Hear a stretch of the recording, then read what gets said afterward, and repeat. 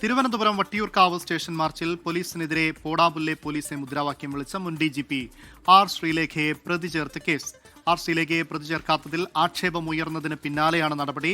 മാർച്ചിൽ പങ്കെടുത്ത deputy mayor ആശാനാഥിനെതിരെയും കേസെടുത്തു.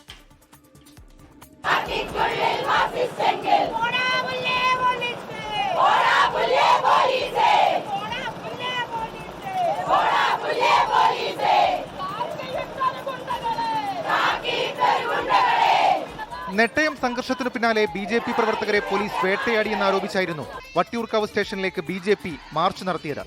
BJP കൗൺസിലർമാരെ പ്രതി ചേർത്തായിരുന്നു ആദ്യം കേസെടുത്തിരുന്നത്. എന്നാൽ പിന്നീട് മുൻ DGP തന്നെ പോലീസിനെ ആക്ഷേപിക്കും വിധം മുദ്രാവാക്യം വിളിച്ചത് സേനയ്ക്കുള്ളിൽ പ്രതിഷേധത്തിന് വഴിവെച്ചു. CPM നേതാക്കളും വിമർശനവുമായി രംഗത്തെത്തി. ഇതോടെയാണ് ഉന്നത ഉദ്യോഗസ്ഥരുടെ നിർദ്ദേശപ്രകാരം നെടുമങ്ങാട് കോടതിയിൽ പുതിയ റിപ്പോർട്ട് നൽകിയത്.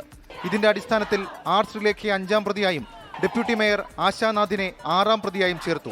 പോലീസ് അവരുടെ ജോലി ചെയ്യട്ടെ എന്നായിരുന്നു ആർ ശ്രീലേഖയുടെ പ്രതികരണം. എന്നാൽ ആർ ശ്രീലേഖയെ ഉൾപ്പെടെ ആദ്യം പ്രതി ചേർക്കാത്തതിൽ CPM നേതാക്കൾക്ക് അതൃപ്തിയുണ്ട്. 24 തിരുവനന്തപുരം.